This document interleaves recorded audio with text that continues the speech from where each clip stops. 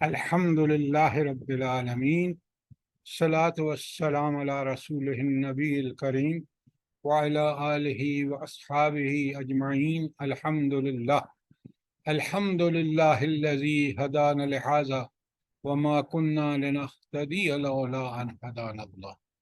رب اشرح لي صدري ويسر لي أمري واحلل عقدة من لساني يفقهوا قولي. آمین یا رب العالمین۔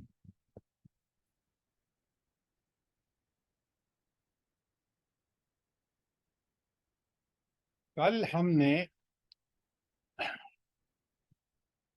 سورہ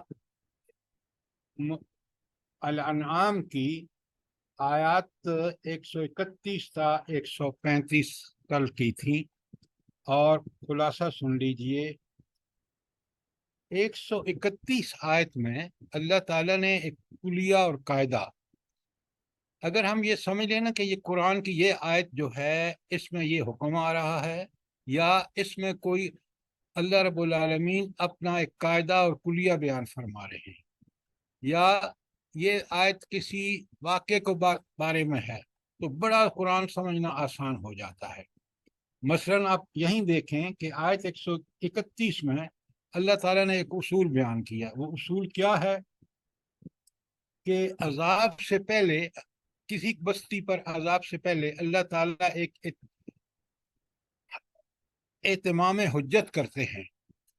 وہ حجت کیا ہوتی ہے؟ اس بستی کے کسی بڑے شہر میں، جیسے مکے میں نبی کریم صلی اللہ علیہ وآلہ وسلم کے بھیج کر، مبعوث فرما کر، قرآن نازل فرما کر پوری حجت تمام کر دی کہ اب ان لوگوں کے لیے کل قیامت کے دن کو یہ کہنے کو نہیں ہوگا کہ بھئی ہمارے درمیان تو کوئی رسول ہی نہیں آیا تھا، نعوذ باللہ۔ تو اللہ تعالیٰ کا اصول اور قاعدہ اور ضابطہ یہ ہے کہ جس بستی پہ عذاب آتا ہے اس سے پہلے وہاں اللہ تعالیٰ ضرور نبی بھیج دیتے ہیں، اس بستی کے جو بڑے شہر ہوتے ہیں ان میں۔ اسی لیے قرآن سورہ قصص کی آیت 59 لکھ لیں، اس میں اللہ تعالیٰ فرماتے ہیں، یہ میں نے کل لکھوا دی تھی آپ کو، ما کان ربک مہلک القری، اللہ تعالیٰ کسی بستی کو ہلاک نہیں کرتے، حتی یبعث فی امہا رسولا، یہاں تک کہ اس کی بڑی بستی میں ہے کسی رسول کو بھیج نہ دیں۔ یعنی اللہ تعالیٰ کمال کے رحمان و رحیم بھی ہیں، اور حکیم، ان کی حکمت بھی کمال کی ہے کہ وہ کسی بستی کو عذاب دینے سے پہلے اس پر پوری حجت پوری کر دیتے ہیں، گویا نبی بھیج دیتے ہیں، کتاب نازل فرما دیتے ہیں، اور پھر اس کو مہلت بھی دے دیتے ہیں۔ اور جب وہ مان کے نہیں دیتی نبی کی بات کو، شریعت جو اللہ تعالیٰ بھیجتے ہیں، پھر اس کے بعد اللہ ان کو تباہ و برباد کرتا ہے تاکہ ان پر حجت پوری ہو جائے۔ اور اسی کے لیے جو ہے وہ اللہ تعالیٰ عذاب دینے سے پہلے یہ حجت ضرور پوری کرتا ہے۔ آپ دیکھ لیں، سورہ اعراف کو پڑھ لیں 7 نمبر پر، سورہ ہود کو پڑھ لیں کہ ان بستیوں میں پہلے نبی آئے، انہوں نے دعوت دی، اللہ تعالیٰ نے ان کو مہلت دی، جب وہ نہیں باز آئے پھر ان کو تباہ و برباد کیا۔ تو کوئی قوم جو تباہ ہوتی ہے وہ اپنے جرائم کی وجہ سے ہوتی ہے، یہ یاد رکھیں۔ یہ تھی آیت 131 اور 132 میں فرمایا کہ جب یہ مجرمین آخرت میں پہنچیں گے نا، ان کو فیصلہ ہو جائے گا کہ یہ جہنم میں جائیں گے، تو پھر وہاں بھی درجہ بندی ہوگی کہ ہر مجرم جو جس کا جیسا جرم ہوگا ویسا ہی اس کو وہاں مقام ملے گا جہنم میں۔ تو اس لیے اللہ تعالیٰ نے وہاں اصول بتا دیا، وَلِكُلٍّ دَرَجَاتٌ مِّمَّا عَمِلُوا، ہر ایک کو اس کے عمل کے مطابق درجہ ملے گا۔ تو عدل اور انصاف قدم قدم پر وہاں ملے گا آپ کو۔ اس کے بعد یہ تھی آیت 132 اور 133 میں اللہ تعالیٰ نے دو صفتیں اپنی بیان کی ہیں 133 میں۔ ایک تو یہ کہ وَرَبُّكَ الْغَنِيُّ ذُو رَحْمَةٍ، آپ کا رب ایک طرف تو غنی ہے، بے پرواہ ہے، اس کو کسی کی کوئی حاجت اور ضرورت نہیں ہے۔ طاقت، قدرت، اختیار، اقتدار، علم، حکمت اور علم غیب کی ساری معلومات اس کے پاس ہیں، لہذا وہ کسی کا محتاج نہیں ہے۔ یہ ہے اس کا معنی کہ وہ ربک الغنی، اور ذو رحمہ، وہ رحمت والا ہے، تو اس کی رحمت کا تقاضا ہے کہ دنیا میں جو کارکردگی کی ہے انسان نے، اسی کے مطابق اس کو اللہ تعالی سزا یا جزا دے گا۔ اگر اس نے زندگی اللہ کے احکامات اور اس کی شریعت اور اس کے نبی کو چھوڑ کر گزاری ہے، وہ سزا کا مستحق ہوگا۔ کیوں؟ اس نے اپنے خالق، مالک، رازق، حاکم اور تمام صفات سے مستحق ہستی کی خلاف ورزیاں کی ہیں، لہذا وہ ہر لحاظ سے عقلاً، نقلاً اور اخلاقاً سزا کا مستحق ہے۔ اور جس نے ان احکامات کو جو اللہ اور اس کے رسول نے دیے ہیں، کتاب و سنت کے مطابق زندگی گزاری ہے، تکلیفیں اٹھائی ہیں، اس پر صبر کیا ہے اللہ کے لیے، تو اس کو اللہ تعالیٰ، اور نعمتیں ملی ہیں تو شکر کی ہے اللہ تعالیٰ کا، تو یہ شخص جو ہے یہ یقیناً اس کو اللہ تعالیٰ کی طرف سے انعام ملنا چاہیے، اور یہی ہوگا۔ اور ایک بڑی دھمکی ہے جو کل ہم نے بڑی سمجھی تھی، وہ یہ تھی کہ اللہ تعالیٰ جب ایسی قوم انتہا کر دیتی ہے نا جرائم میں، مہلت کے بعد بھی باز نہیں آتی، تو پھر اللہ تعالیٰ اس قوم کو مٹا کے اور دوسری قوم لے آتے ہیں، اور اس کے لیے الفاظ کیا ہے؟ وہ یستخلف من بعد ما یشاء، تو اللہ تعالیٰ پھر دوسری قوم کو لے آتا ہے جس کو وہ چاہتا ہے۔ آیت نمبر 134 میں بتا دیا کہ یہ جو تمہارے اعمال ہیں نا، ان کے نتائج ضرور برآمد ہوں گے، برے کو سزا مل کے رہے گی، نیک کو اللہ تعالیٰ انعام دے کے چھوڑے گا۔ اور اسی کے لیے فرمایا آیت کا ٹکڑا، انما توعدون لآت، جس چیز کا تم سے وعدہ کیا گیا ہے سزا اور جزا کا، لآت، وہ آ کر رہے گا، لام تاکید کا ہے۔ اور پھر اس کے بعد آیت نمبر 135 میں بڑا کھول کے بتا دیا اور اعلان فرما دیا، اپنے نبی سے کہہ دیا کہ ان کو بتا دو، یا قوم اعملوا علی مکانتکم، اے میری قوم کے لوگوں تم اپنی جگہ پہ عمل کرو، انی عامل، میں اپنی جگہ پہ عمل کرتا ہوں۔ جب تم باز نہیں آتے، کر لو برائیاں جتنی کرنی ہیں، اللہ کا کچھ نہیں بگاڑو گے، تم اپنا ہی بگاڑو گے۔ اپنے ملک کو دیکھ لیں آپ، اللہ اتنا بے پرواہ ہے، اتنا غنی ہے کہ جو بھی ہم برائی کریں گے وہ ہمیں اس کا وبال بھگتنا ہوگا، ہمیں اس کے نتائج دیکھنے ہوں گے، جو نیکی کریں گے وہ ہماری بھلائی ہے۔ لہٰذا اللہ تعالیٰ فرما رہے ہیں کہ یہ تم کر لو جو کچھ کرنا ہے، نبی وہی کچھ کرے گا جو اللہ نے اس کو حکم دیا ہے، اور تمہیں لگ پتہ جائے گا کہ کیا، فَسَوْفَ تَعْلَمُونَ مَنْ تَكُونُ لَهُ عَاقِبَةُ الدَّارِ، کہ انجام کس کا اچھا ہے یہ تمہیں پتہ لگ جائے گا۔ کیوں؟ یہ جب سب معاملے سامنے آئیں گے نا، جن کی قرآن خبر دے رہا ہے، جن کی رسول صلی اللہ علیہ وآلہ وسلم خبریں دے رہے ہیں، جن کو تم مذاق بنا کے اڑا رہے ہو، یہ تمہارے سامنے آئیں گی، تم گھیرے میں آ جاؤ گے۔ اور اللہ کا قانون سن لو، لا یفلح الظالمون، اللہ ظالموں کو کبھی فلاح سے فلاح عطا نہیں فرماتے، وہ کبھی کامیاب نہیں ہو سکتے۔ تو یہ تھی کل کا جو ہم نے پڑھا ہے اس کا ایک شارٹ خلاصہ، اور آج ہم چلتے ہیں آگے۔ اگر کوئی سوال اور کوئی کامنٹ ہیں تو ضرور دیجئے، ورنہ آگے چلتے ہیں۔ اور آگے آج آپ نے کرنی ہے آیت 136۔ کل میں نے آپ کو بتایا تھا کہ آیت 136 تا 140 سورہ الانعام میں یہ اس وقت مشرکین کی بدعات ہیں۔ اچھا، یہ بدعات جو ہیں، یہ جب انسان قرآن و سنت کو چھوڑتا ہے نا، پھر کچھ کھڑ لیتا ہے اپنے لیے، کچھ چیزیں اللہ کے نام پر اب خود ساختہ بنا لیتا ہے، मकसद क्या होता है? इंसान के किसी कोने खदरे में ये बात तो मौजूद है कि हिसाब किताब होना है।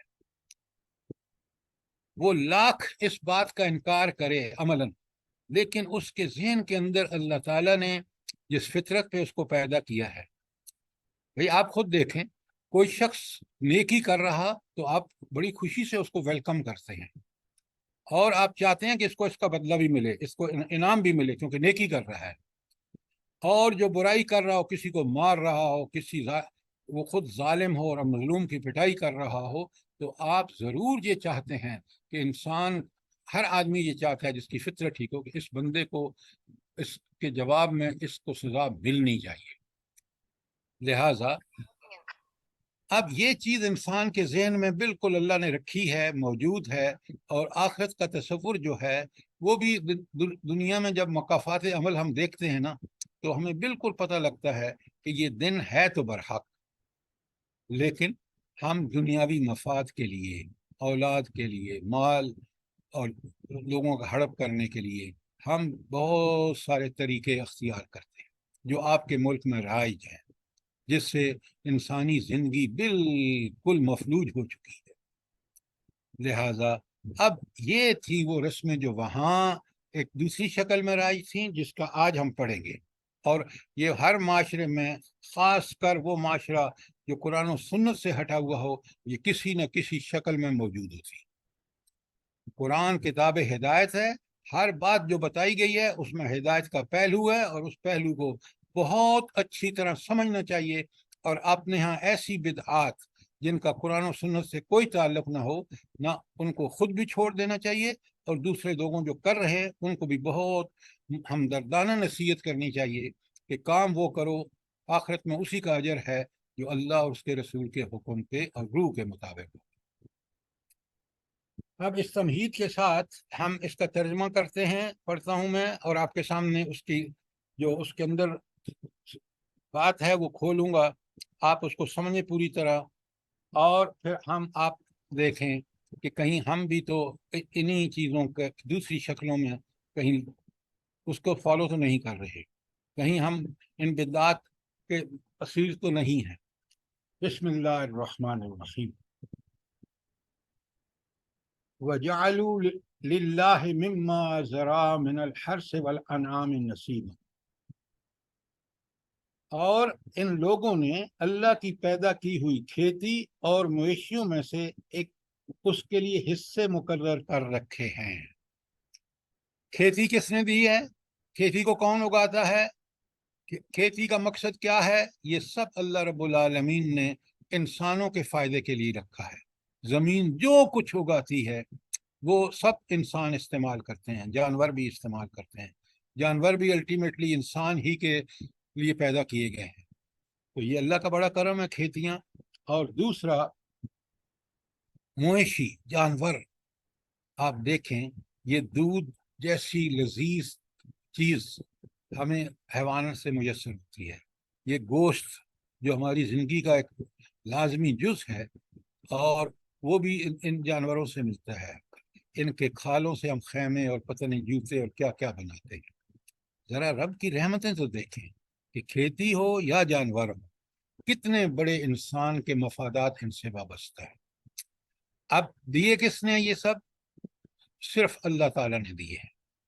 अब ये क्या करते हैं जो मुशरिकीन हैं, इसमें क्या हिस्सा ठहरा लेते हैं? किसका? अपने बुतों का, अपने देवताओं का, अपने अहले कबूर का, वगैरह वगैरह। और फिर क्या करते हैं?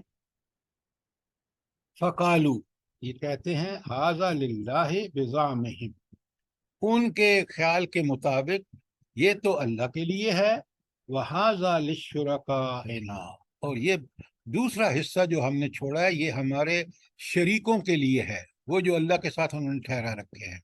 वो देवता हों, कब अहले कब्र हों, या कोई वो जो वहाँ अगर कोई मज़ार हो तो उसके लिए भी वो छोड़ देते हैं कुछ हिस्सा खेती का, या जानवरों को उनके नाम पर छोड़ देते हैं। अच्छा, फिर एक और देखें, हिमाकत दर हिमाकत देखें। पहले तो ये कि उन अल्लाह के साथ دوسرے شریکوں کا حصہ ٹھہرا دیا۔ اب ایک اور بڑی حماقت، وہ کیا ہے؟ سنیں غور سے۔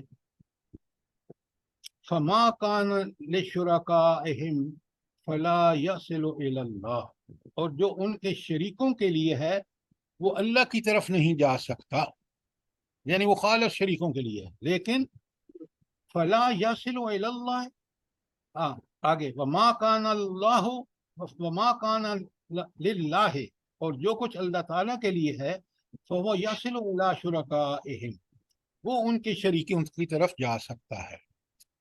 یعنی اللہ کو کا جو انہوں نے ٹھہرایا ہے وہ اتنا محترم نہیں ہے، اصل محترم تو وہ ہے جو انہوں نے دیوتاؤں اور اہل قبور یا مزاروں کے لیے چھوڑا ہے۔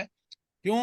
اس لیے کہ وہ تو اللہ کا جو چھوڑا ہے اس میں کمی بیشی ہوئی تو کوئی بات نہیں، لیکن ان میں کمی بیشی نہیں ہونی چاہیے، وہ ان کو پورا پورا ملنا چاہیے۔ اللہ کے ہاں کمی بیشی ہو جائے تو کوئی مسئلہ نہیں ہے ان کے نزدیک۔ اللہ تعالیٰ فرماتے ہیں ساء ما یحکمون، کتنا برا فیصلہ یہ کرتے ہیں۔ اچھا کتنا برا یہ برا فیصلہ کا مطلب کیا ہے یہاں؟ جلدی بتائیں اس فیصلے کو، جو انہوں نے فیصلہ کیا ہے پہلے ہم سمجھ لیں۔ سر شرک کرتے ہیں، ہاں اپنے بتوں کو، اپنے مقرر کیے ہوئے شریکوں کو اللہ سے زیادہ درجہ دیتے ہیں، درجہ دیتے ہیں، بالکل آپ نے ٹھیک کہا، یہ اس وقت ان کی برائی تھی، اور قرآن نے اس لیے اس کو کھول کے بیان کیا کہ قیامت تک یہ ایسی چیزیں رہیں گی، صرف شکلیں بدلی ہوئی ہوں گی۔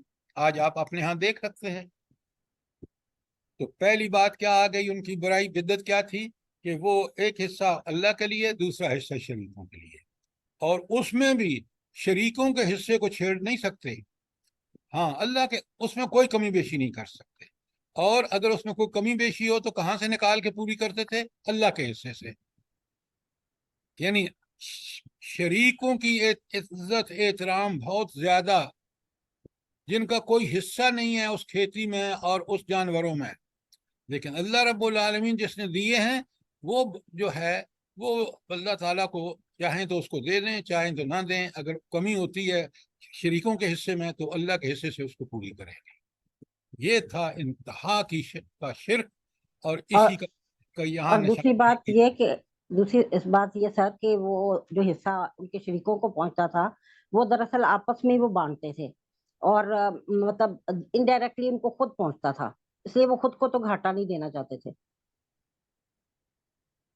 اصل میں یہ چیزیں آپ نے نہیں دیکھی، میں گاؤں کا رہنے والا ہوں، ہمارے کھیتوں کے قریب ایک مزار تھا، تو آخر میں جب وہ لوگ جو مشرک تھے نا وہ کیا کرتے تھے، وہ کھیت کو کاٹ کے نا ایک حصہ جو ہے وہ چھوڑ دیتے تھے، یہ مزار والے کا حصہ ہے، اور اس کی بڑی حفاظت ہوتی تھی۔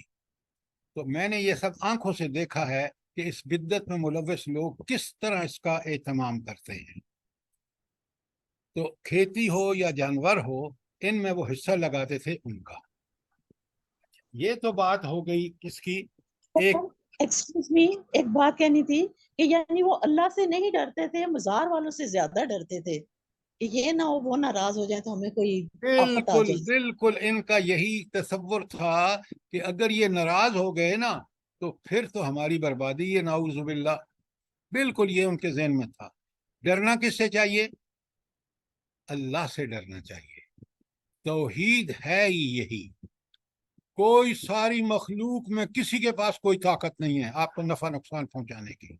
نفع نقصان صرف اور صرف یہ قدرت طاقت اللہ تعالیٰ کے پاس ہے، وہی العزیز ہے، زبردست ہے، وہ جبار ہے، وہ قہار ہے، کوئی انسان کے اندر کسی قسم کی کوئی طاقت نہیں۔ اگر وہ اقتدار اس کو دیا ہے تو آزمائش کے لیے، وہ اقتدار میں لوگوں پر ظلم کرتا ہے تو اس کو دنیا اور آخرت دونوں میں بدلہ مل کے رہے گا۔ جتنا بڑا ظالم ہوگا اسی کو اس درجے اللہ تعالیٰ عبرت بنائے گا۔ فرعون کو دیکھ لیں، مشرف کو دیکھ لیں، سر دوسرا ایک بات میں بولنا چاہ رہی ہوں کہ یہ دیکھ لیں ہم لوگوں کے ان کو یہ جو پولیٹک میں بڑے آگے آگے ہیں، یہ دیکھ لیں کیا کیا حرکتیں کر رہے ہیں۔ یہ ہندوؤں کے جو رسم و رواج ہیں وہاں جا کے بتوں کو پتہ نہیں کیا کیا کر رہے ہیں، ان کو چڑھا رہے ہیں پھول۔ اور یہ ایک سندھ کے منسٹر صاحب ہیں، اور وہ جو ایک بلاول ہے کہ کون ہے وہ جو ہے زرداری کا بیٹا، تو یہ دیکھیں ذرا یہ مسلمان ہیں اور یہ ان کی حرکتیں مسلمانوں والی ہیں۔ یہ آپ کی بات ٹھیک ہے، آپ کو پتہ ہے اسی ملک اسلام کے نام پر حاصل کیے گئے ملک اور ہم مسلمان نام و نہاد جہاں رہتے ہیں وہ وہاں کا پرائم منسٹر ڈیزگنیٹ ہو رہا ہے۔ تو یہ ہماری کم بختیاں ہیں، ہم اللہ سے دوریاں ہیں، اللہ تعالیٰ کی لعنتیں ہیں ہمارے اوپر کہ ہم وہ حکمران چنتے ہیں جو یا تو امریکہ کے غلام ہوتے ہیں یا وہ پھر لوگوں کو خوش کرنے کے لیے، جیسے آپ نے کہا کہ جا کے مندروں میں دبئی میں دیکھ لیں کیا ہو رہا ہے، جی بالکل، پاکستان میں دبئی میں بھی، اور یہ عرب پاکستان ملکوں میں دیکھ لیں کیا حرکتیں ہو رہی ہیں سر آج بس کل۔ وہ دیکھیں یہ وہ چیزیں ہیں، قرآن سے دوری، قرآن و سنت کے علم سے دوری۔ اگر مومن اللہ اور رسول کی بات پر یقین رکھتا ہو تو وہ کبھی شرک کے شائبہ بھی نہیں کے قریب جائے گا۔ یہ بات اچھی طرح سمجھیں کہ اللہ کو یہ باتیں کتنی شرک جو ہے کتنا ناپسند ہے۔ اچھا، اب یہ تھی آیت 136۔ کوئی سوال یا کوئی آپ کو؟ تو اس میں ایک بات ان کی بیان ہوئی ہے کہ وہ شریک ٹھہراتے تھے کس میں؟ جانوروں میں بھی اور کھیتیوں میں بھی۔ اچھا، اب اگلی بات سنیے، آیت نمبر 137، بڑے غور سے سنیے۔ وَكَذَلِكَ زُيِّنَ لِلْكَثِيرٍ مِّنَ الْمُشْرِكِينَ قَتْلَ أَوْلَادِهِمْ شُرَكَاؤُهُمْ، اور اسی طرح بہت سے مشرکوں کے خیال میں ان کے شریکوں نے اپنی اولاد کے قتل کرنے کو خوشنما بنا دیا ہے۔ یعنی اس قدر گئے گزرے ہوئے ہیں کہ ان شریکوں جو اللہ کے ساتھ شریک ٹھہرائے ہیں، جو بھی جن بھوت دیوتا پتہ نہیں کیا کیا، ان کی خاطر ان کی خوشنودی کے لیے اپنی اولادوں کو قتل کرتے ہیں، ان کو بھیٹ چڑھاتے ہیں۔ کتنی بڑی حماقت ہے۔ تو اللہ تعالیٰ کس طرح ان کا ذکر فرما رہے ہیں ذرا دیکھیں۔ اور یہ کام جب کرتے ہیں تو اللہ تعالیٰ فرماتے ہیں لِيُرْدُوهُمْ وَلِيَلْبِسُوا عَلَيْهِمْ دِينَهُمْ، اور تاکہ انہیں قتل میں مبتلا کر دیں اور ان دین کو مشتبہ بنا دیں، مشکوک بنا دیں۔ دین بڑا صاف ستھرا ہے، دین اسلام، اللہ کا دین۔ کیوں صاف ستھرا ہے؟ بالکل فطرت کے مطابق، ایک اللہ کو مانو، باقی سب مخلوق ہے، کوئی کسی کو نقصان نہیں پہنچا سکتا اگر اللہ نہ چاہے تو۔ یہ دنیا میں امتحانات ہیں، لہٰذا اس چیز پر جس کا یقین ہے وہ ایسی گندی حرکت کر ہی نہیں سکتا کہ اولاد جیسی چیز بھیڑ چڑھا دے، دیوتا کے، کسی جنوں بھوتوں کے جو لوگ کرتے ہیں۔ اور اس طرح یہ ہے ان کا دین، دینہم کہا گیا ہے، یہ اللہ کا دیا ہوا دین نہیں ہے، یہ ان کا اپنا کھڑا ہوا دین ہے۔ اور اسی دین، کیونکہ یہ دین غیر فطری ہے تو اس کے بارے میں ان کو یقین بھی نہیں ہے، اس لیے اللہ تعالیٰ فرما رہے ہیں کہ انہیں ہلاکت میں مبتلا کر دیتے ہیں یہ لوگ، یہ دیوتی دیوا جن بھوت جو جس کے لیے وہ کرتے ہیں، اور ان پر ان کے دین کو مشتبہ بنا دیں۔ اور پھر آگے سنیں، وَلَوْ شَاءَ اللَّهُ مَا فَعَلُوهُ، اگر اللہ چاہتا تو یہ کبھی بھی نہ کرتے۔ کیا مطلب ہے؟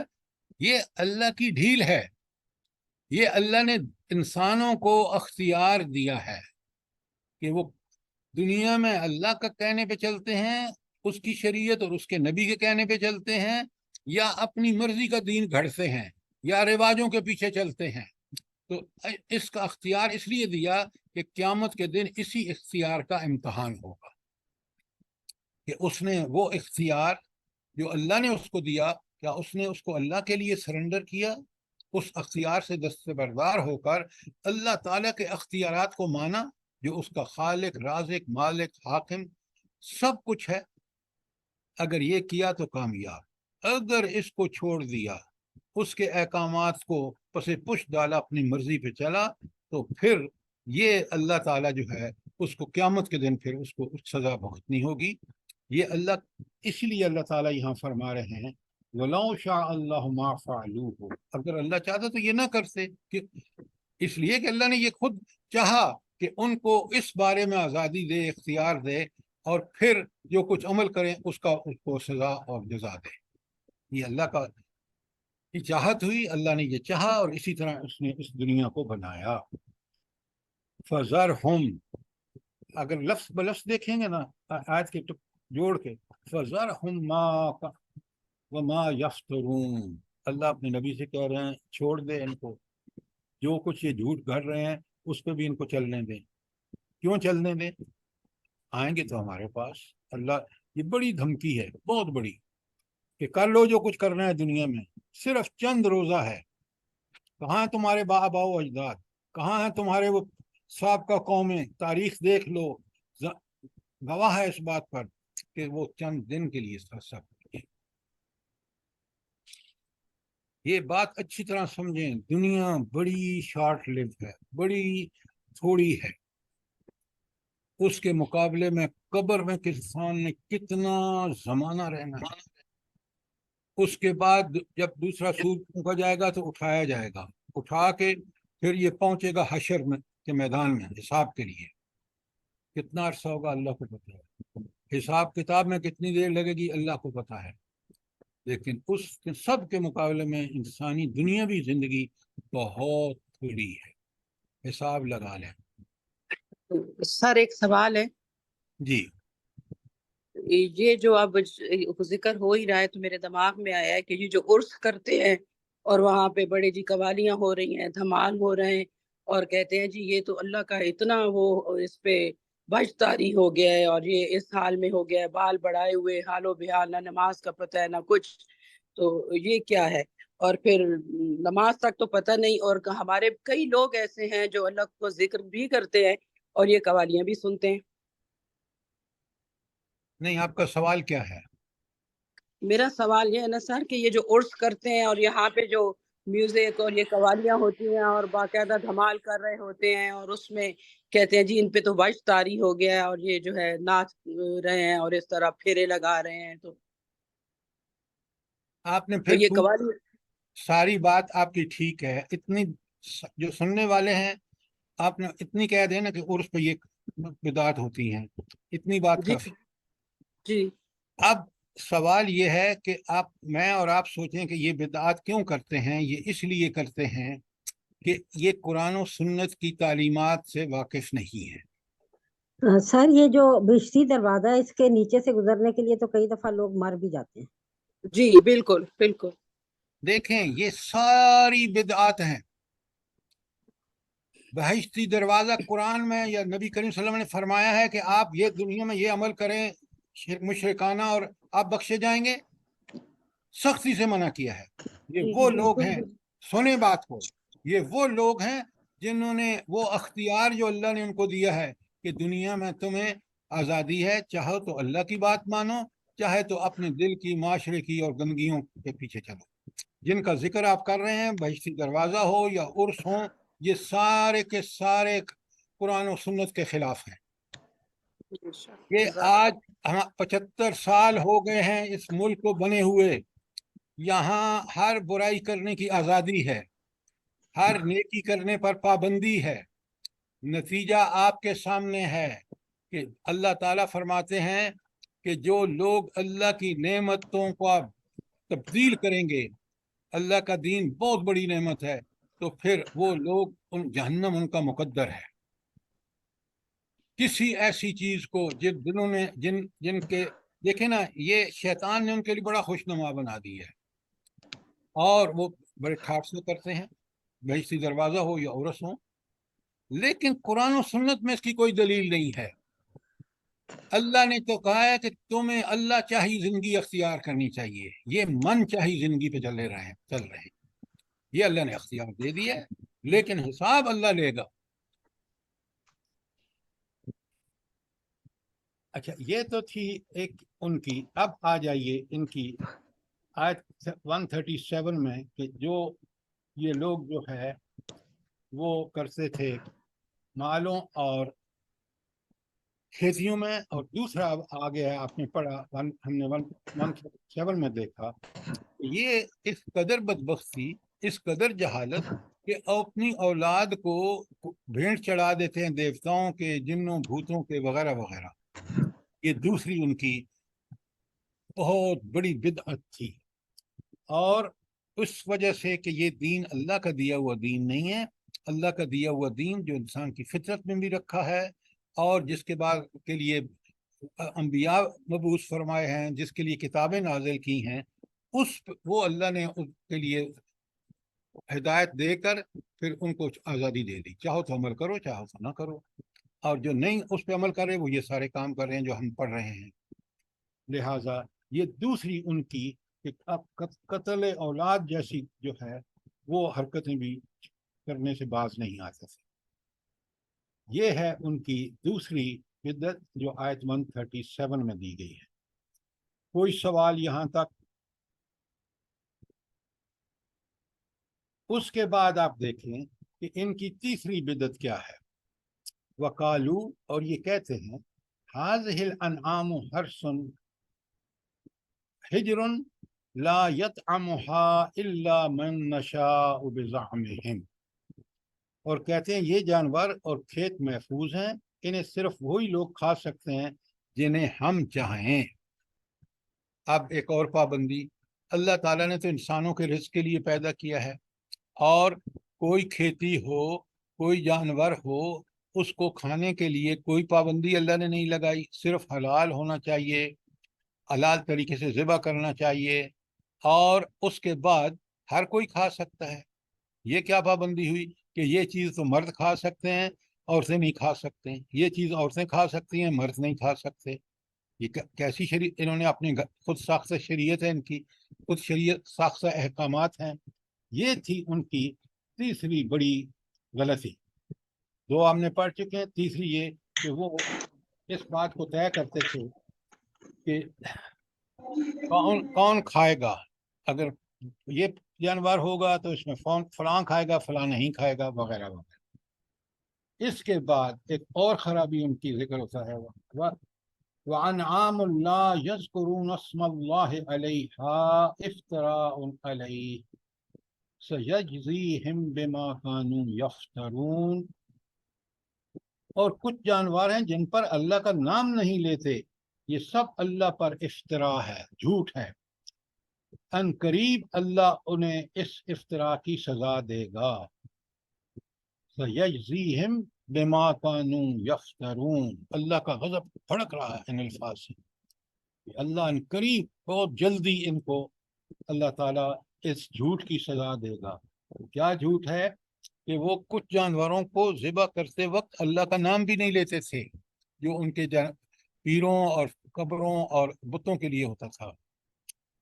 آپ بڑی اچھی طرح سمجھیں، کسی جانور کی جان لینا یہ ایک سوائے اللہ کے حکم کے بغیر نہیں ہو سکتا، اور اللہ کا نام لینا ضروری ہے۔ کیوں؟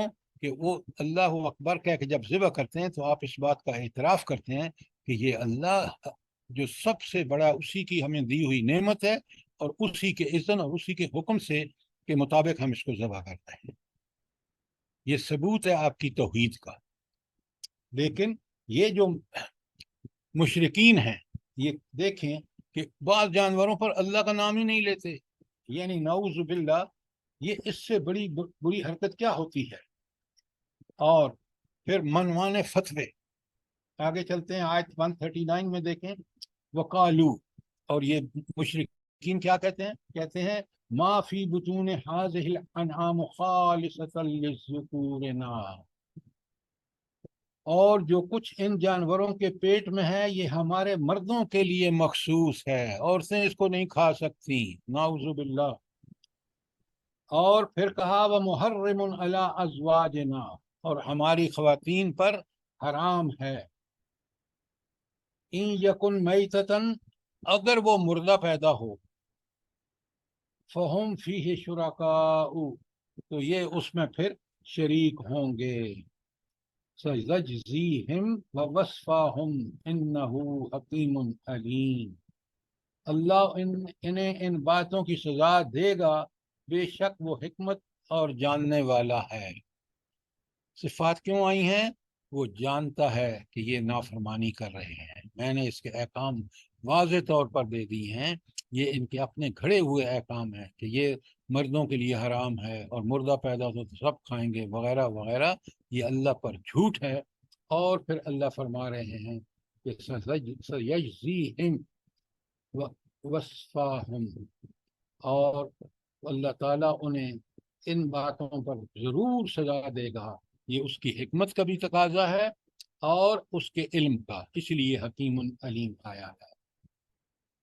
کوئی سوال 139 کے بارے میں؟ دیکھیں ایک ایک ان کی جو بدعت تھی نا کھول کے بیان کیا جا رہا ہے تاکہ انسان اس کو اس وقت کے مطابق سمجھ لے اور آج ان چیزوں سے باز رہے۔ یہ جتنے آپ نے سر ابھی بتائے ہیں نا، یہ آپ کے وہ ہیں، خدا بھلا کرے، عرس میں جو بدعتیں ہوتی ہیں، یہ جو فلاں دروازے سے گزرنا ہے، فلاں چیز اتنی محترم ہے وغیرہ وغیرہ، کوئی حقیقت نہیں ہے۔ سر ایک بات بتانی ہے اس میں کہ وہ ہمارے ہاں بھی عورتیں نا وہ 10 بیبیوں کی کہانیاں پڑھ کے اور 10 لڈو بنا کر تو وہ کہتی ہیں کہ مرد نہیں ہمارے کھائیں گے، عورتیں کھائیں گی، ہماری مراد پوری ہو جائے گی۔ اس طرح کی بھی یہاں پر بھی بدعات ہے مسلمانوں میں۔ جزاک اللہ۔ یہ ساری جو ہے نا، آپ ان سب چیزوں کو بھی دیکھ لیں، آج کے زمانے کی بدعتیں ہیں، یہ اس زمانے کی بدعتیں ہیں جو یہاں ان آیات میں بیان ہوئی ہیں، اور تاکہ ہم ان چیزوں کو سمجھ لیں، اور جیسے آپ نے ابھی بتایا کہ یہ وہ بدعتیں ہیں جو آج مروج ہیں، ان کا کوئی وجود نہیں ہے، کوئی ان کا، یہ سب ہیر سے ہے، یہ سب شرک اور بدعات ہیں، اور ان کے کرنے والے جو ہیں وہ دنیا میں بھی اور آخرت میں بھی اس معاملے میں اللہ کے مجرم ہیں۔ اسی طرح سے امام جعفر کے نام کے کنڈے بھی لوگ چڑھاتے ہیں۔ وہ سب پتہ ہے، آپ کو پتہ ہے، معاشرے میں لوگوں کو پتہ ہے، اور یہ ساری بدعتیں ہیں۔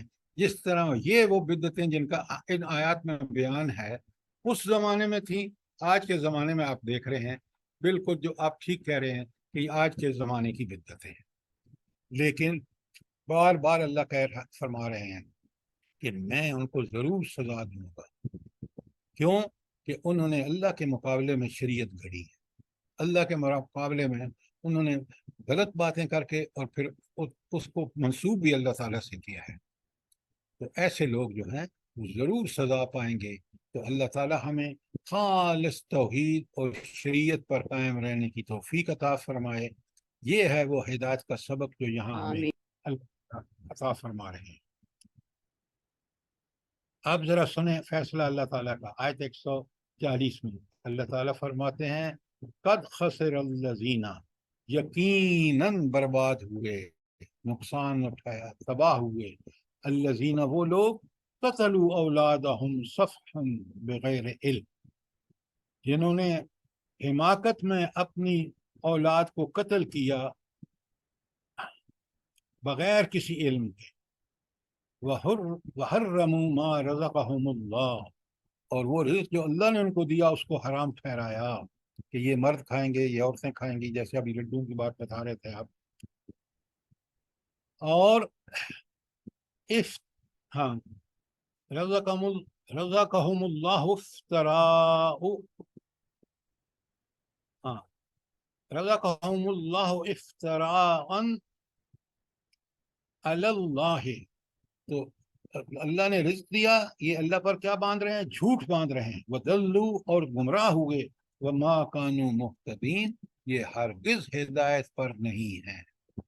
اللہ تعالیٰ مجھے بھی اور آپ کو ان ساری بدعات کو کما حق سمجھنے، ان سے دور رہنے، ایسے شرک سے مکمل اجتناب کرنے کی توفیق عطا فرمائے۔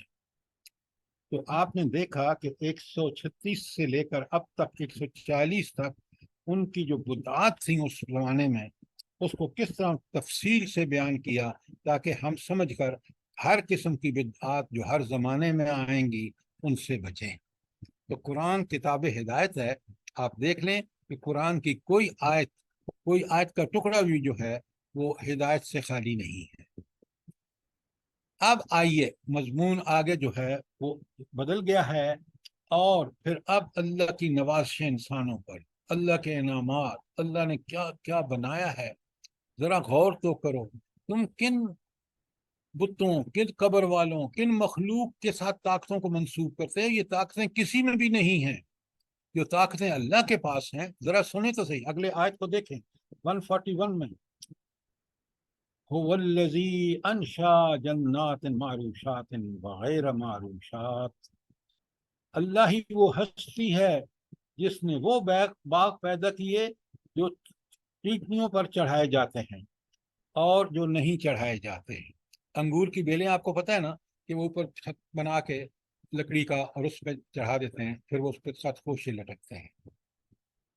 اسی طرح یہ جو آپ کے سارے خربوزے تربوز ہیں، یہ بیلیں ہیں زمین پر، ان کو کوئی ضرورت نہیں ہے وہ اس پہ چڑھانے کے، لکڑی کی چھت بنا کر۔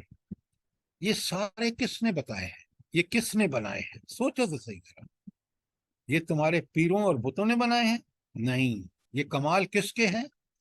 اور پیدا سب زمین سے ہو رہے ہیں۔ انگور کو دیکھیں، آپ ذرا باغ کو دیکھیں، ایک کے ساتھ دوسرا باغ، وہ درخت ہے دوسرے پودے کا اور ان کا ذائقہ مختلف ہے۔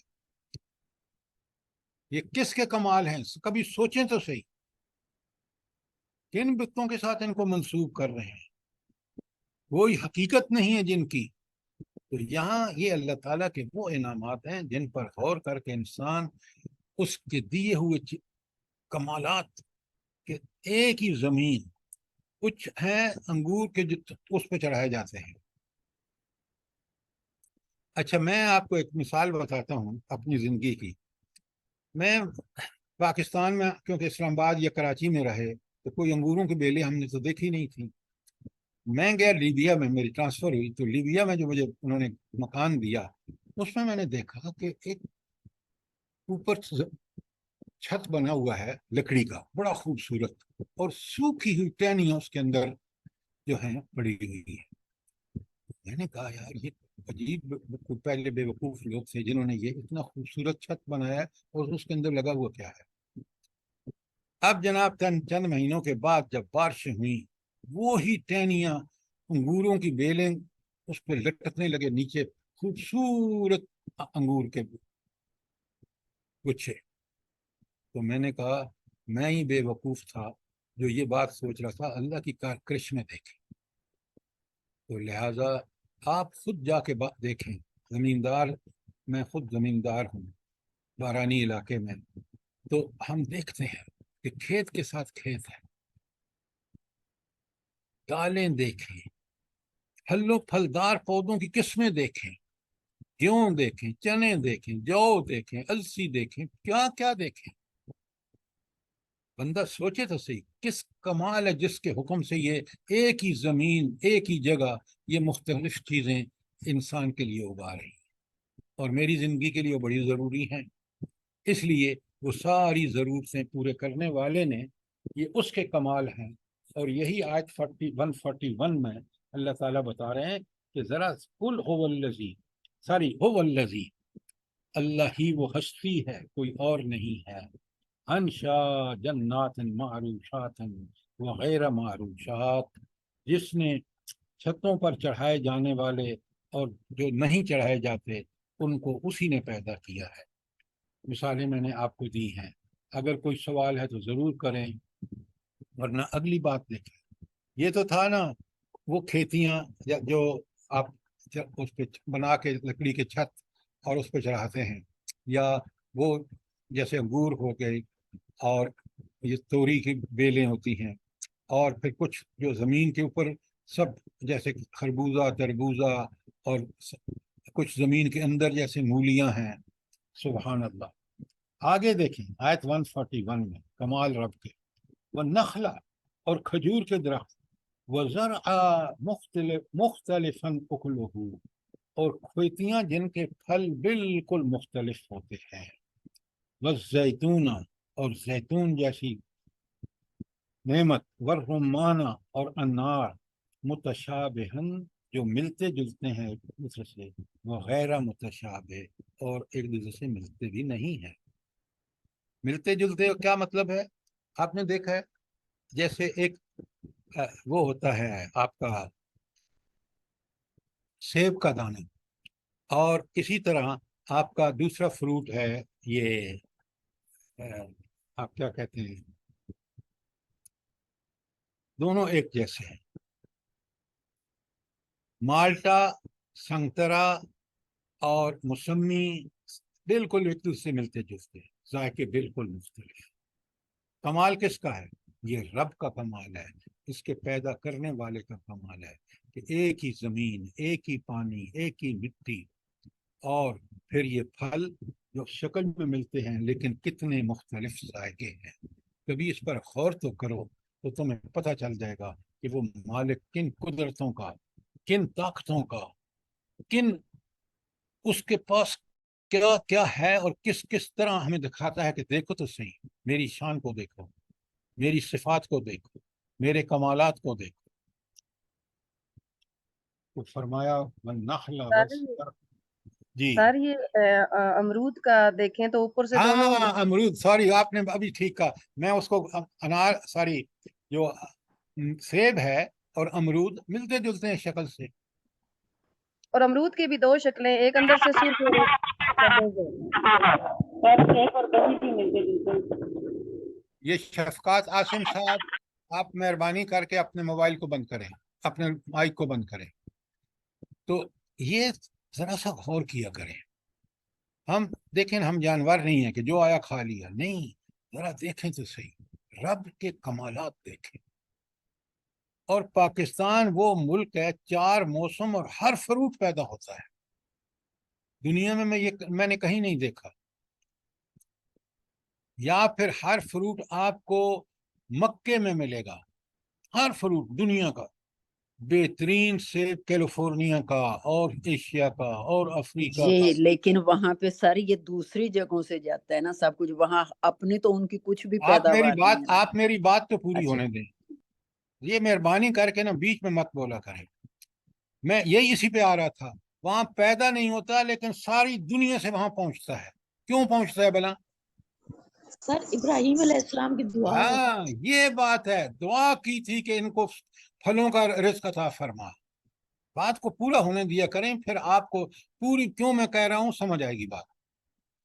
لہٰذا یا تو ابراہیم علیہ السلام کی دعا آپ حاجی ہر جا کے دیکھ سکتا ہے۔ میں نے جو کیلیفورنیا کا فروٹ وہاں کھایا وہ میں نے مکے میں بھی دیکھا۔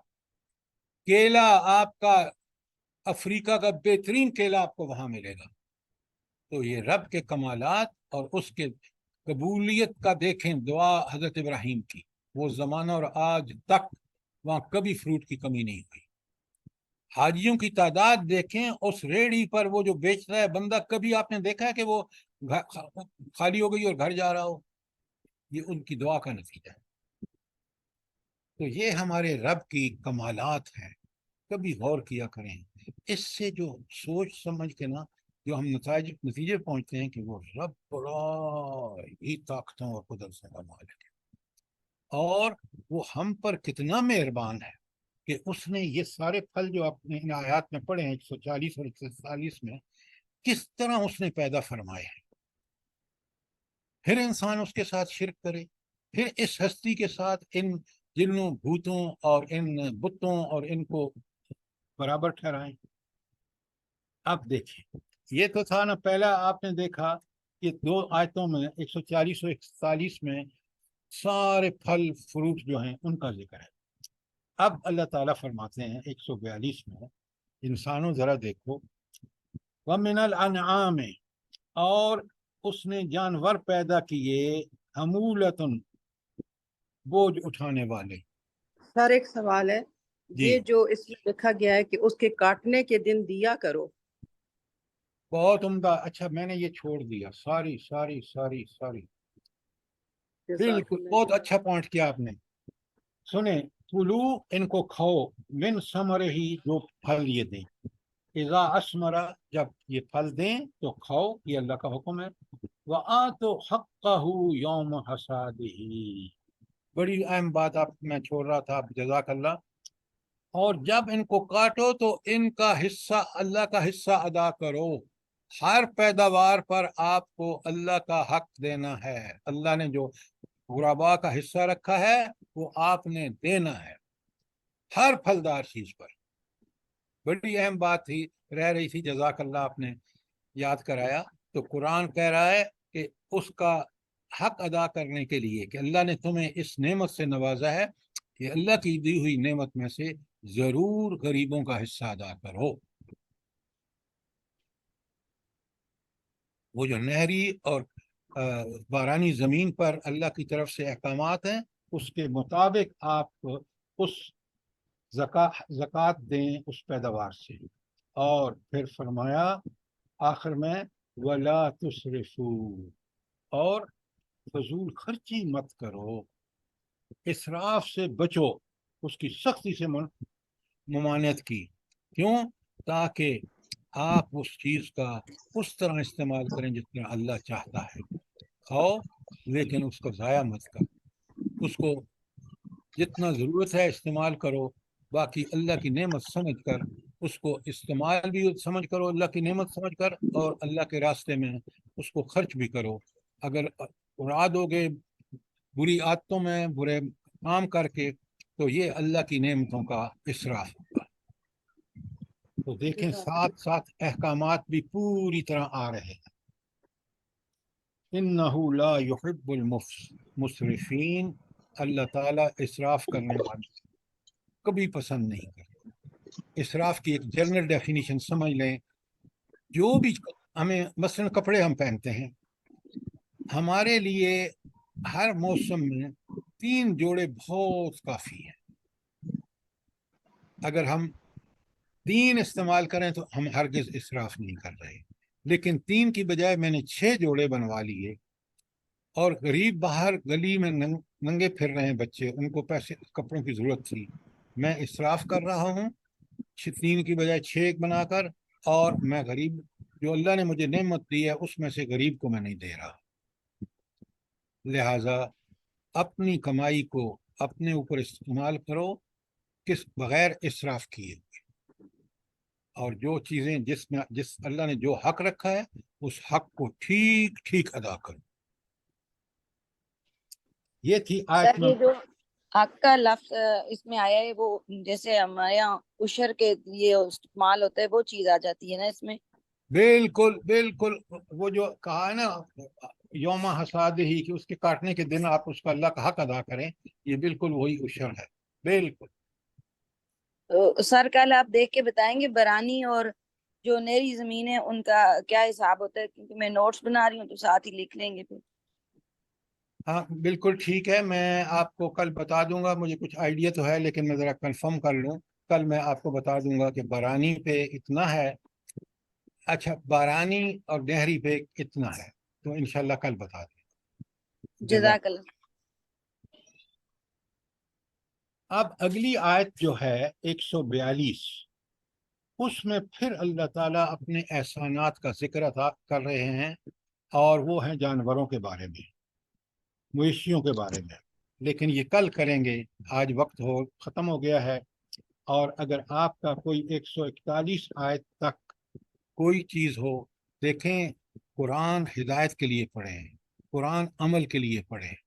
कुरान इसलिए नहीं आया कि सिर्फ सवाब के लिए पढ़ लें। आज हमारी ये हालत दुनिया में तबाही और बर्बादी और जिल्लत इस वजह से है कि हमने कुरान के अहकामात पर अमल करना छोड़ दिया, इसलिए कि हम कुरान को सिर्फ सवाब के लिए पढ़ते हैं। सवाब उस वक्त होगा जब हम इसको पढ़ के समझ के इस पर अमल करेंगे। तो हमें दुनिया में भी अल्लाह ताला हर किस्म की जिल्लतों से हमें बचाएगा, और हमें इज्जतें, और अल्लाह ताला हमें रिफ़तें अता फरमाएगा। और अगर हमने इसके साथ न सिर्फ पढ़ने तक اور پڑھنا بھی جب چاہا پڑھ لیا، سمجھنا نہیں ہے، عمل نہیں کرنا، تو پھر وہی حال ہوگا جو آج ہمارا حال ہے۔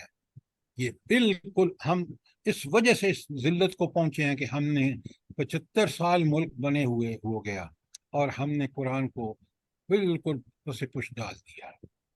ایسی چیز جو ہے وہ اللہ کے نزدیک بہت ناپسندیدہ ہے کہ میں نے ان کو سارے احکامات، تمہاری فکر، عقل، تمہاری فکر کیسی ہونی چاہیے، ایمان کیسا ہونا چاہیے، توحید، رسالت، آخرت، سب کے بارے میں تفصیلات موجود، اور تمہارا عمل کیسے ہونا چاہیے، عمل صالح کون سا عمل ہے، کھول کھول کے بتایا۔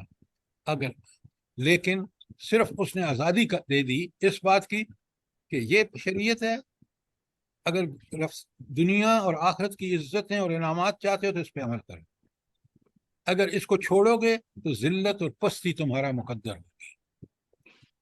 قرآن اس بات کی، تاریخ انسانی اس بات کی تائید کرتی ہے کہ بالکل اللہ کا فرمایا ہوا برحق ہے۔ ویسے تاریخ کے ثبوت کی کوئی ضرورت نہیں ہے، اللہ کا ہر فرمان برحق ہے۔ لہذا اے اللہ، ہمیں حق کو قبول کرنے، حق پر عمل کرنے اور اس کے مطابق زندگی گزارنے اور دوسروں کو دعوت دینے کی توفیق عطا فرما۔ امین سر، ایک سوال ہے میرا جی کہ آپ نے 6 جوڑوں کا ذکر کیا ہے کہ اس سے زیادہ اسراف ہے، بلکہ 6 پہ بھی اسراف ہے، تو ہم لوگوں کی تو کپڑوں کی کوئی انتہا ہی نہیں، شادی کے علیحدہ ہیں، باہر جانے کے علیحدہ ہیں، گھر کے علیحدہ ہیں، اور اس کے ساتھ ہم لوگ دیتے بھی ہیں، الحمدللہ جو لیتے ہیں دیتے بھی ہیں، تو یہ سب ہمارا اسراف میں آ جاتا ہے؟ اچھا ایک بات بتائیں، آپ نے اچھا سوال کیا، آپ کو کتنا وقت لگتا ہے ان کو سنبھالنے میں؟ یہ جو آپ کی شادی کے الگ ہیں، باہر جانے کے الگ ہیں، اس پہ جی کتنا وقت لگتا ہے آپ کو؟ بہت وقت لگتا ہے، اور یاد بھی نہیں ہوتے کدھر کدھر پڑے ہیں ڈھونڈنے میں۔ تو یہ پھر اسراف نہیں ہے تو اور کیا ہے؟ جی اس لیے میں وضاحت چاہتی ہوں کہ میرے جیسی کئی بہنیں ہوں گی جن کے یہ ہوں گے کہ یہ نہیں، میں آپ کو عرض کرتا ہوں، آپ سنیں، آپ اگر اس کو محدود کر دیں گے نا، جی جیسے میں نے آپ سے بتایا ہے، ایک بات بڑی اچھی طرح سن لیں، ایک صفت ہے جو انبیاء میں کثرت سے تھی، پھر ان کے صحابہ صحابیات کو دیکھ لیں، وہ ہے زہد۔ زہد کیا ہے؟ بڑی آسانی سے سمجھ آ جائے گا۔ جو ضروریات زندگی ہے نا، ان کو اور تھوڑا سا کم کر دو، کم کر کے جو بچتا ہے وہ اللہ کے راستے میں دو۔ اس سے یہ زہد جب آپ اختیار کریں گے نا، آپ کی زندگی میں بڑا سکون آ جائے گا۔ ابھی میں نے اب آپ سے سوال کیا اور آپ نے بالکل ٹھیک جواب دیا کہ ہمیں تو ان کپڑوں کا پتہ بھی نہیں اور بڑا وقت لگتا ہے، بڑا وقت ضائع ہوتا ہے۔ تو دنیا میں جو آپ کو، مجھے اور مہلت ملی ہے، وہ زندگی کا وہ حصہ ہے جس میں اللہ کے ہاں وہی کامیاب ہوگا جو ہم نے اللہ کے لیے گزارا ہے۔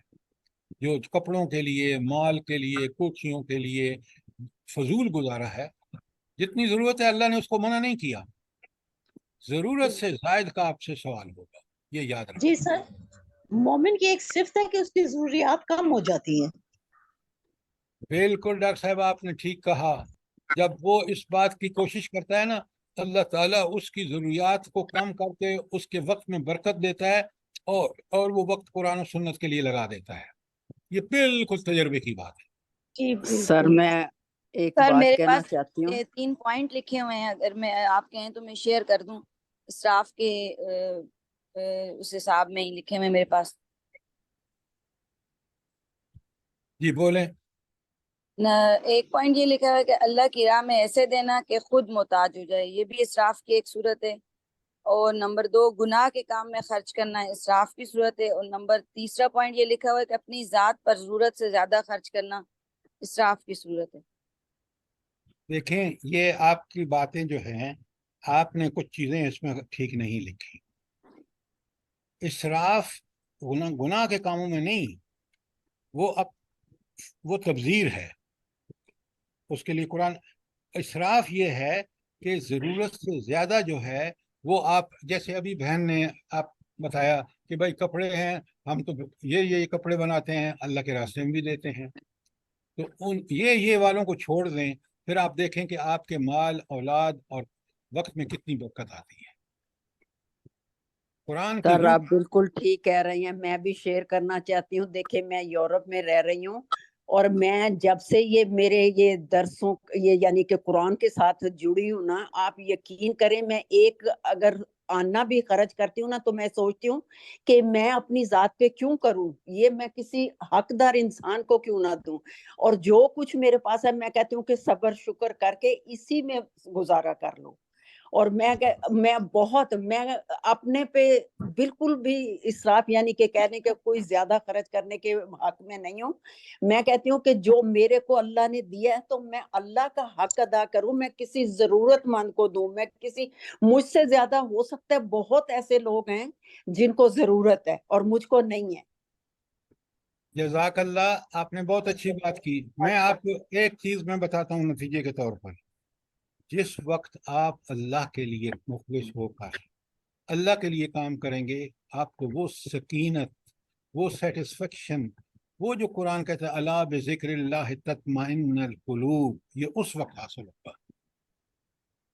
یہ صرف نماز روزہ, لیکن اس کے ساتھ جب انفاق فی سبیل اللہ, اللہ کے راستے میں خرچ کرنا, اپنی ذات کو پیچھے رکھ دینا, یہ وہ کمال ہے. جب آپ کریں گے تو آپ کو اللہ تعالیٰ اتنا آپ کی برکت وقت میں, مال میں, اولاد میں, سب چیزیں اس وقت ملے گی. سر بالکل صحیح ہے, بالکل 100% صحیح ہے یہ بات نا جو آپ کہہ رہی ہیں کہ اتنی برکت اللہ پاک دیتے. دیکھیں میں کوئی ارادہ کرتی ہوں نا کہ میں نے کچھ کسی کو دینا, آپ یقین کریں میں ابھی سوچ ہی رہی ہوں تو کہ میں نے اپنے میں سے کچھ دینے کے لیے تیار ہوں, تو آپ میں خود سوچتی ہوں کہ یہ میں نے ابھی ارادہ کیا ہے تو میرے کو اس کے بدلے میں پتہ نہیں کتنے گناہ جو ہے نا اللہ کی طرف سے پتہ نہیں کہاں سے کہیں نہ کہیں سے جو ہے نا اللہ کی برکتوں سے مل جاتا ہے. اور میرا تو پورا کمپلیٹ ایمان ہے کہ اللہ کی راہ میں دے کے بندے کو سکون بہت ملتا ہے, سنیں, آپ کے دل کو ایک منٹ, تسلی. قرآن کی بات سنیں, اللہ تعالیٰ کا وعدہ سنیں جو بڑا سچا ہے. وہ من یتق اللہ یجعلہ ومن یتق اللہ یرزقہ من حیث لا یحتسب. جو اللہ سے کا تقوی اختیار کرتا ہے, نیکی کا کام کرتا ہے, برائی سے بچتا ہے, اللہ اس کو وہاں سے رزق دیتا ہے, وہاں سے وسائل فراہم کرتا ہے جہاں سے اس کے وہم و گمان میں بھی نہیں ہوتا. یہ سورۃ طلاق کی آیت ہے. اس لیے ہم اپنا وہ ایمان اگر لے آئیں نا, وہ ویسا ایمان پیدا کر لیں, اللہ نعمتوں کی بارش کر دے. بے شک, سبحان ہم نے بالکل ہم سبحان اللہ. اللہ کے احکامات کی خلاف ورزی کر کے آج اس ذلت اور پستی میں پہنچے ہیں. اللہ معاف کرے سر ہم لوگوں کو. بڑا رحیم ہے, وہ بڑا کریم ہے. کن لوگوں کے لیے؟ وہ جو نیک اللہ کے بندے بنتے ہیں, اللہ ان کے قرآن کے وعدے تو پڑھیں آپ. لہذا قرآن سے جڑیے, قرآن کو سمجھیے, قرآن والی زندگی اختیار کیجیے, پھر دیکھیں اللہ تعالیٰ کی نعمتیں, اللہ تعالیٰ کے احسانات آپ کو وہاں سے ملیں گے جہاں کبھی آپ کا گمان بھی نہیں تھا. بالکل بالکل. تو سر اب میرا سوال ہے, جی, ٹائم تھوڑا ہے تو اس وجہ سے کہ ہمارے گاؤں میں بھی ایسا ہوتا ہے کہ ارد گرد مزار ہیں اور لوگ آتے ہیں تو وہاں پہ بہت سارے چڑھاوے, کوئی مرغے رکھ گیا, کوئی پیسے رکھ گیا, کوئی اس طرح. تو جو گاؤں میں لوگ رہتے ہیں تو وہاں سے جب گزرتے ہیں تو وہ ایسی چیزیں اٹھا کے لے آتے ہیں. تو میں یہ پوچھنا چاہ رہی ہوں کہ کیا آیا وہ چیزیں استعمال کرنا جائز ہے؟ کوئی مطلب حرام ہے, وہاں پہ حرام ہے, حرام ہے وہ, اس لیے کہ وہ غیر اللہ کے نام پہ وہاں چھوڑا گیا ہے. جی جزاک اللہ سر. السلام علیکم. وعلیکم یہ السلام. شرک اب یہ بتائیں نا, جو جن لوگوں کے پاس زیادہ کپڑے ہیں بناتے ہیں, اب ان کا حل کیا ہے, اب وہ کیا کریں؟ ان کو کیا مطلب جی, کیا مطلب؟ کچھ لوگ جیسے گرمی کے 8-10 جوڑے بنا لیے, شادی کے بنا لیے, تو اب ہمارا اس کا ازالہ کیسے کر سکتی ہوں میں اپنے لیے؟ مجھے آپ کا سوال نہیں سمجھ آیا. مطلب ہم کپڑے زیادہ بناتے ہیں, اسراف کرتے ہیں, اب اس پہ کیسے کنٹرول کریں, کیا کریں؟ یہ تو آپ نے کرنا ہے. میں نے دیکھیں, آپ اگر سمجھتے ہیں نا, الحمدللہ الحمدللہ, میں نے بہت, اللہ نے بڑی نعمتیں دی ہیں. لیکن زندگی کو سادہ رکھنے کے آج مجھے اتنے اللہ کی طرف سے برکتیں ہیں. دیکھیں نا، یہ قرآن پڑھانا، یہ قرآن سمجھنا، اس کو اللہ کا احسان شرح صدر، یہ مجھے اس لیے نصیب ہوا کہ میں نے اس رب کے سامنے جھک گیا. میرے ساتھ سبحان کے اللہ، لوگ سبحان جو اللہ. ڈالر میں تنخواہ لیتے تھے، انہوں نے کہ بچے امریکہ چلے گئے، آج وہ دنیا میں اتنے ذلیل و خوار ہیں کہ میں بتا نہیں سکتا. آپ اپنے بچوں کو دین پہ پالیے، اللہ پہ بھروسہ کیجیے. جو دے رہا ہے وہ اور دے گا. آپ کی ضرورتیں پورے کرنا اس نے اپنے ذمہ لیا ہوا ہے. آپ اس پیسے کو جو اللہ آپ کو دیتا ہے، آپ اس کا مس یوز کریں گے تو وہ دنیا میں بھی آپ کے سامنے اولاد کی شکل میں، مال کی شکل میں، ایک وبال کی صورت میں آئے گا. بالکل چلیں صحیح. اب دعا مانگیں اور اللہ سے جلدی سے آکے ہم پھر انشاءاللہ کل دوبارہ آگے شروع کریں گے. اعوذ باللہ من الشیطان الرجیم، بسم اللہ الرحمن الرحیم. اللہم آنس وحشتنا فی قبورنا، اللہم ارحمنا بالقرآن العظیم، واجعلہ لنا اماما ونورا وہدا ورحمہ. اللہم ذکرنا منہ ما نسینا وعلمنا منہ ما جہلنا وارزقنا تلاوتہ آناء اللیل وآناء النہار واجعلہ لنا حجتا یا رب العالمین. اللہم ارزقنی التفکر وتدبر بما یتلوہ لسانی من کتابک والفہم لہ والمعرفۃ بمعانی والنظر فی عجائب والعمل بذلک ما بقیت انک علی کل شیء قدیر. سبحان ربک رب العزت عما یصفون وسلام علی المرسلین والحمد للہ رب العالمین. آمین ثم آمین.